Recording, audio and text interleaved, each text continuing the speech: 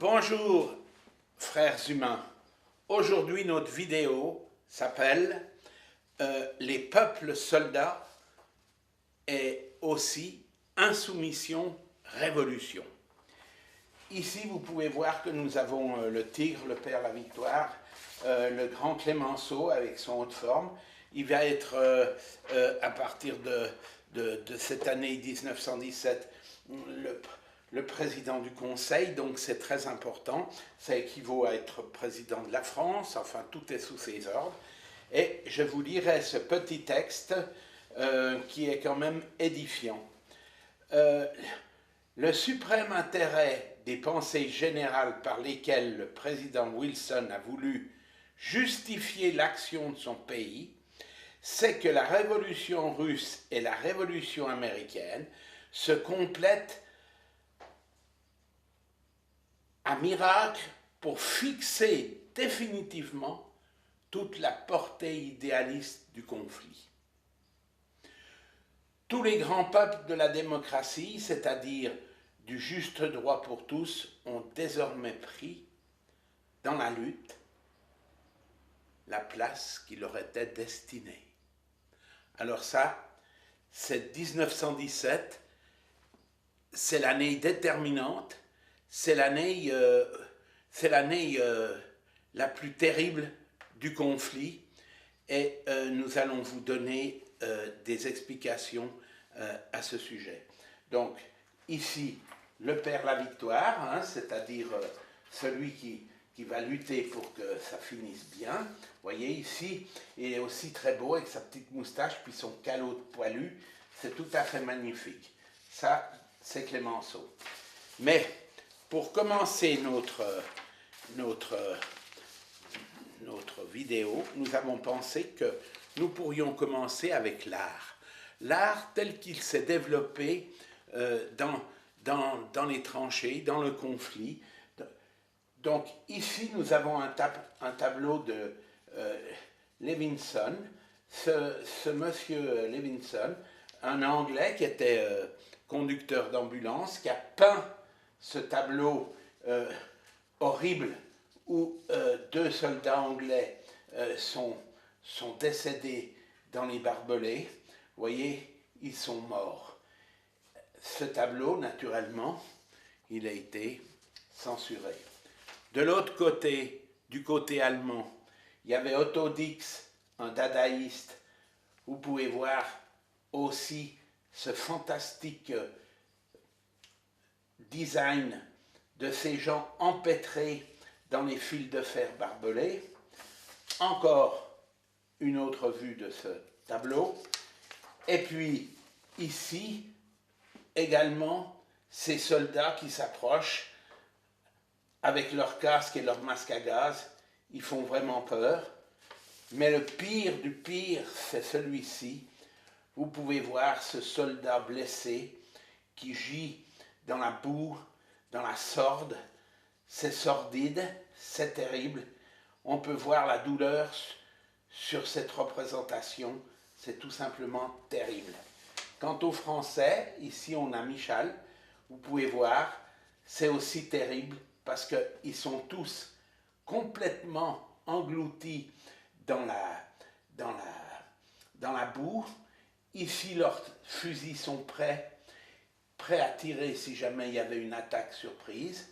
Ils ont les pieds dans l'eau, ce qui fait qu'après, on les appellera les pieds blancs parce qu'ils étaient tout malades. Ils avaient les pieds qui pourrissaient dans leurs chaussures. Enfin, c'est terrible. Et puis alors, on voit la pluie, le vent. On voit, ils sont couverts de boue. Tout, c'est absolument terrible. Terrible, terrible, terrible. Ici, c'est encore pire.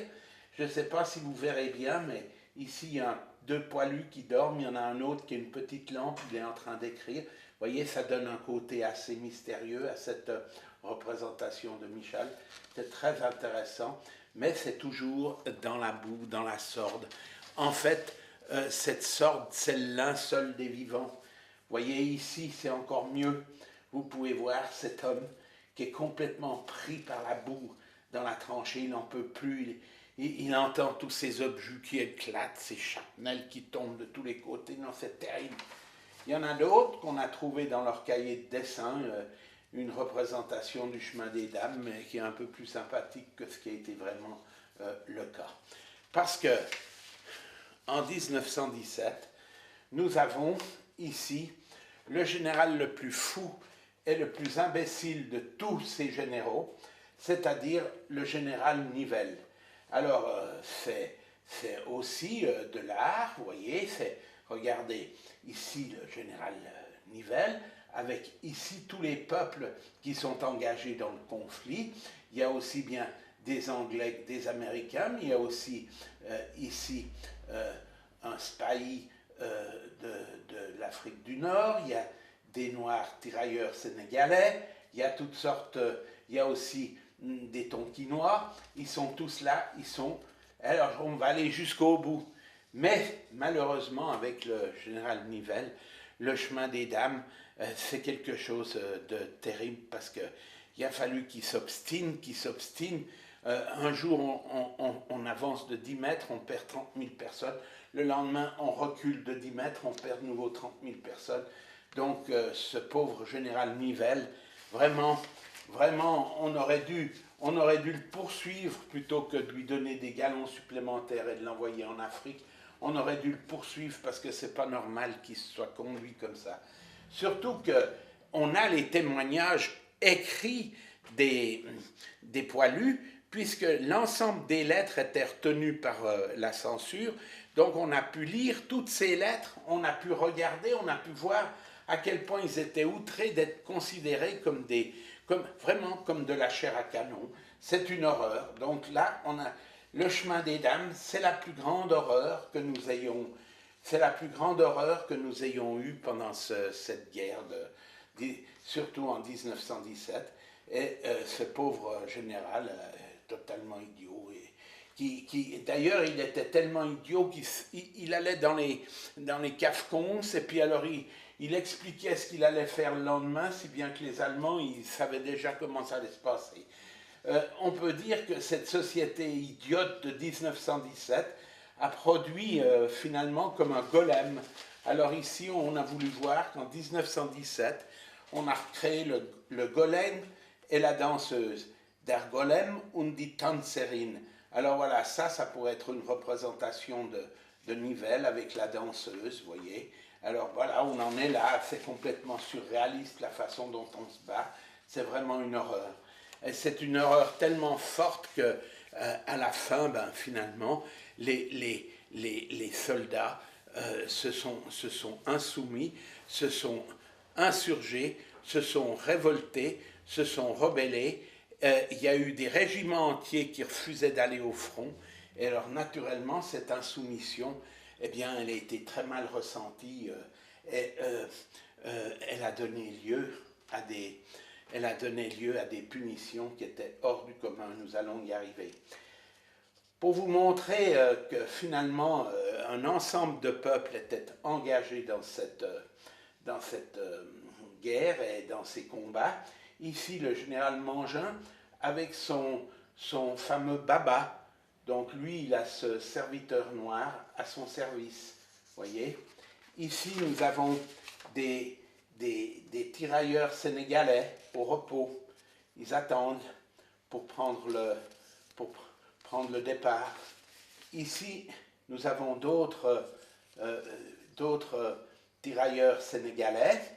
Ici, également, des Tonkinois, c'est-à-dire des Indochinois, qui sont prêts à partir à la bagarre.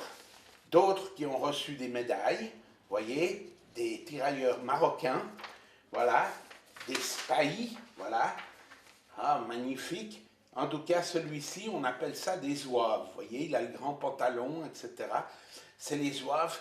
Voilà, ils attaquent, ils sont là, avec leur chapeau. Ils n'ont pas de casque, vous voyez, pas la peine de faire trop de dépenses. Mais ils sont armés et ils attaquent. C'est la même chose chez les Anglais. Chez les Anglais, ils ont les Indiens qui sont ici dans un hôpital. Vous pouvez voir, tout ça, c'est des Indiens, des Sikhs pour la plupart. Ou bien alors, ils avaient des Serbes. Ou bien alors, ils avaient Anzac, c'est-à-dire toutes les forces australiennes, néo-zélandaises, comme nous vous l'avons déjà montré pour les Dardanelles, et ce qui est aussi tout à fait valable avec l'engagement des Canadiens qui étaient aussi dans les troupes indiennes, mais qui n'étaient pas encore canadiens, qui étaient encore qu'anglais. Alors évidemment, avec cette situation, on a eu des problèmes parce qu'il y a eu des insoumissions, et ces insoumissions ont donné lieu à des fusillades terribles. On a fusillé pour l'exemple. C'est-à-dire que 4 régiments s'étaient révoltés contre le chemin, contre les offensives du chemin des dames du général Nivelle, et on a pris un caporal par régiment pour punir. Et ici, on veut vous montrer quelque chose d'étonnant. Ici, un caporal qui a été choisi pour l'exemple. Alors, il sera fusillé. Et ici, c'est son ami. Son ami qui était avec lui dans la rébellion. Et cet ami a refusé, quand il était dans le peloton pour exécuter ce caporal, il a refusé d'exécuter l'ordre. Alors, il a fini au bagne, lui, puis il en est mort là-bas. C'est une horreur. Ici, on vous a mis aussi une représentation de la mise, quand ils sont fusillés, ils sont mis à genoux. C'est une humiliation terrible de ces gens. C'est vraiment terrible, terrible. Il n'y a pas que des militaires, il y a aussi des civils qui sont condamnés. Comme ici, vous voyez, il y a un avis du gouverneur militaire de l'île qui donne les noms de ceux qui sont là sur ce monument et qui ont été fusillés à Lille. Ils ont été fusillés parce qu'ils avaient, soi-disant, de l'intelligence avec l'ennemi. Et puis, maintenant, les Russes qui se sont révoltés à Courtine, vous voyez, là, ils sont à la gare, on voit bien que l'ensemble de ces gens ont décidé de s'insurger, ne plus se soumettre à la guerre. Voilà, un des monuments qui existent encore à Courtine, près de la gare, où on voit que ces soldats russes s'étaient révoltés. Voici ici un Italien qui s'est révolté parce que c'était la même chose. Les Italiens se battaient contre les Autrichiens et ils se sont aussi rébellés. Et voilà les monuments qu'on a faits pour eux. Voilà. Chez les Anglais, la rébellion est encore plus folle. Ici, vous voyez, il y a la St. John Ambulance Brigade, donc 1917. Il y avait dans cette brigade, naturellement, des femmes. Vous voyez ici une infirmière qui en même temps fait une petite réparation au moteur, etc. Et ici, on vous montre un soldat anglais qui s'appelait Monsieur Wood, qui était très bon, joueur de foot à part ça. Eh bien, ce monsieur anglais, là-bas à Étaples, donc en France, il s'est permis d'aller parler avec l'infirmière, de sorte que son sergent-major ayant été vexé de cette chose-là, il l'a abattu séance tenante parce que c'était interdit de parler aux infirmières. Et comme il a parlé aux infirmières, eh bien, finalement, le restant de la troupe s'est complètement révolté. Ils ont pris le général qui commandait la place d'Étaples et ils l'ont jeté dans la rivière. Donc, vous voyez, là, les Anglais, ils sont définitifs. Il ne faut pas quand même charrier avec eux. Enfin, voilà. C'est pour vous dire que, quelles que soient les nations qui étaient engagées, il y avait de l'insoumission. Il y avait beaucoup d'insoumission. Ici, on a voulu vous montrer une photo de soldats qui vont être transférés probablement sur l'arrière, mais vous pouvez voir qu'il y a parmi eux des blessés, voyez, mais regardez leur visage et ils ne sont pas du tout prêts à faire un selfie. Ils sont assez fâchés, ils sont fâchés de voir qu'on les photographie. Vous voyez, ça donne quand même quelque chose d'assez étrange et pathétique. C'est vraiment très pathétique, la guerre. Mais la guerre, vous voyez, ici, ceux-ci sont blessés, ils vont être envoyés à l'infirmerie. Mais voilà, pour la plupart, ça se termine comme ça. Devant l'hôpital, ici, vous voyez, il y a le prêtre, il y a aussi les infirmières. Ici, il y a un aumônier qui fait une prière pour un mort qu'on a amené, un officier probablement, qu'on a amené, vous voyez, ici à la Croix-Rouge, c'est l'hôpital. Et voilà comment ça finit, cette guerre qui est tellement dure, tellement prégnante, c'est absolument terrible. Et voilà la fin de la fin. Et bien la fin de la fin, ben c'est ça. La fin de la fin, c'est que on a ces immenses cimetières militaires avec ces petites croix blanches, c'est terrible. Pour en revenir à Clémenceau qui nous parlait de révolution, on a pu vous trouver ce véhicule Coca-Cola qui est finalement la marque de la révolution américaine. Donc ils ont déjà le même logo, vous voyez, d'ailleurs très joli sur noir et blanc, sur une camionnette 1917 qui accompagnait les troupes américaines, comme maintenant ils accompagnent les sportifs. Et puis de l'autre côté, 1917, alors là, c'est terrible, c'est la Russie. Voilà, on va couper le lien avec le tsarisme et tout. Et voilà le héros de toute cette affaire. Voilà Lénine, magnifique, tout beau. Le voilà sur un podium en train d'haranguer la foule à Saint-Pétersbourg. Et ici, défilé avec Trotsky et Kerensky, voyez. Et puis les troupes révolutionnaires à ce moment-là, voyez cet enfant, c'est tout à fait significatif, très intéressante photo.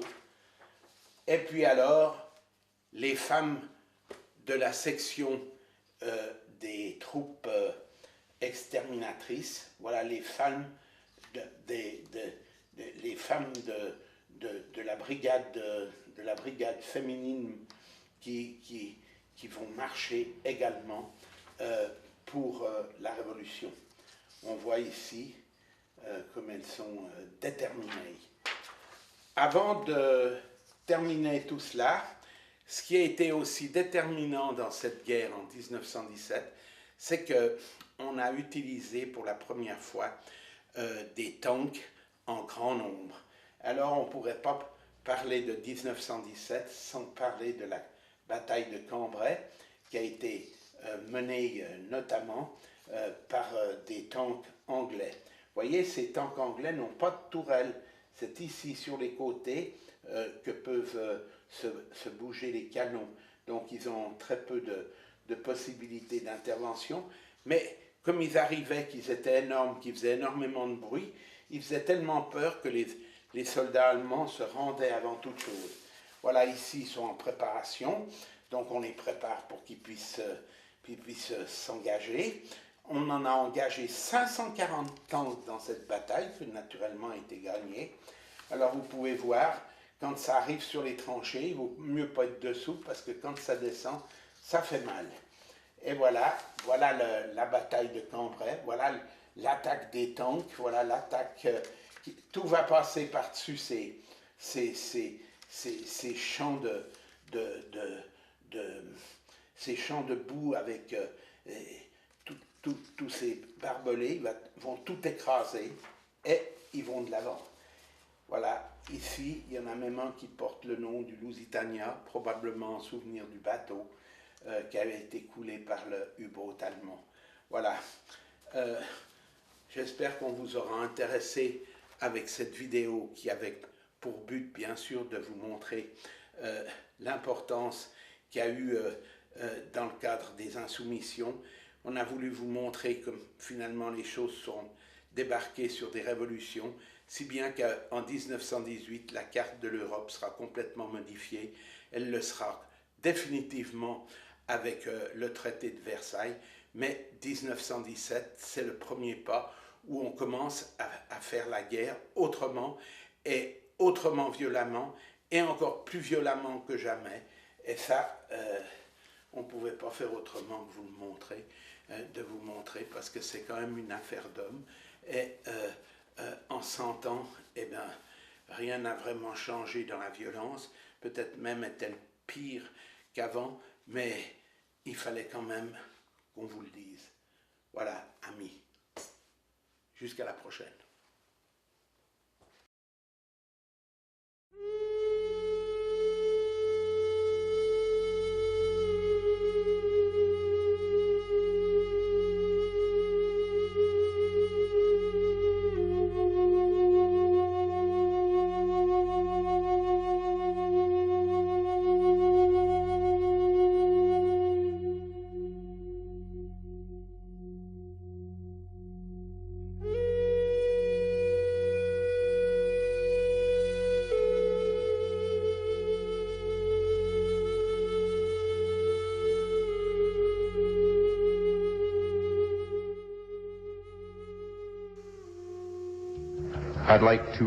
Je tiens à vous remercier d'être tous venus à cet endroit. Et je tiens à vous remercier pour avoir été accueillis ici moi-même. Et je voudrais vous parler ce soir en l'honneur de chacun d'entre nous dans la lutte qui nous oppose à ceux qui ont perdu toute relation avec le monde des esprits. Je voudrais parler en honneur du vent, de l'air, de l'eau, tous les éléments naturels. Il s'agit d'un rassemblement de survie. Et l'une des choses que je vous souhaite à tous d'apprendre pendant que vous êtes ici, c'est d'apprécier l'énergie et la puissance des éléments que sont le soleil, la pluie et le vent. J'espère que vous allez sortir d'ici en ayant compris ce qu'est vraiment le pouvoir, la seule vraie puissance. Le seul vrai pouvoir, la seule vraie connexion que nous aurons jamais au pouvoir, c'est notre relation à la Terre-Mère. Nous ne devons plus nous perdre dans la confusion. Nous ne devons plus nous laisser berner par leurs illusions. Il n'y a pas de puissance militaire, il n'y a que du terrorisme militaire. Il n'y a pas de puissance économique. Il y a seulement une économie et un marché d'illusions, de leurres, dont nous sommes devenus des esclaves. C'est cela qu'il nous faut réapprendre à regarder. Ceux à qui vous déléguez le pouvoir n'ont que le pouvoir que vous leur portez. Mais en réalité, ils n'ont aucun véritable pouvoir dans leurs mains. Ce prétendu pouvoir n'est que de l'oppression. La puissance est en nous, car nous sommes une partie naturelle de la Terre. Nous sommes une extension de la Terre. Nous ne sommes pas séparés d'elle. Nous en faisons partie. La Terre est notre mère. La Terre est un esprit, et nous sommes un prolongement de cet esprit. Nous sommes esprit. Nous sommes le pouvoir. Ils peuvent nous faire croire que nous devons croire en eux, que nous devons assumer ces identités de consommateurs, ces identités politiques, ces identités religieuses, ces identités raciales. Ils veulent nous séparer de l'essence même de la vie. Ils veulent nous séparer de qui nous sommes. C'est un génocide perpétuel. Ils ont essayé de prendre et de supprimer notre identité naturelle, notre lien spirituel naturel avec la Terre, mais nous avons survécu. Nous avons toujours survécu. Comme les peuples autochtones de l'hémisphère occidental, nous avons appris à lutter et à vivre en raison de la lutte de notre vie. Nous avons appris à vivre avec l'harmonie et le respect, notre mère nature. Mais nous n'avons jamais oublié qui nous étions. Et nous sommes toujours présents. Quand je parcours l'Europe ou l'Amérique et que je vois la majeure partie de la population blanche, je me rends compte qu'ils ne se sentent pas opprimés. Ils se sentent impuissants. Quand je retourne au sein de mon peuple, je constate que nous ne nous sentons pas impuissants. Nous nous sentons opprimés. Nous ne voulons pas participer à ce commerce. Nous avons toujours refusé. Ainsi, par-delà le génocide physique qu'ils tentent d'infliger à nos vies, nous comprenons le génocide psychologique qu'ils ont déjà infligé à leur propre peuple. Nous comprenons le compromis qu'ils veulent que nous fassions pour notre survie, que nous soyons asservis à eux, que nous perdions comme eux notre véritable connexion au pouvoir, notre véritable connexion à la terre. Nous tous, Amérindiens, autochtones, peuple premier, allons avoir à agir en tant que passeurs et messagers. Nous allons devoir courir et agir comme autant d'enseignants. Nous allons avoir à parler à tous les gens qui daigneront écouter ce que nous pensons, ce que nous savons être juste, ces sens que nous avons préservés. Nous allons devoir trouver et inventer des façons de devenir une communication de nous-mêmes. Ils ont peur de nous. Nous devons toujours nous rappeler que chaque fois qu'ils ont créé un système, ce système s'est construit sur des mensonges et des trahisons. Tel est le propre de leur commerce.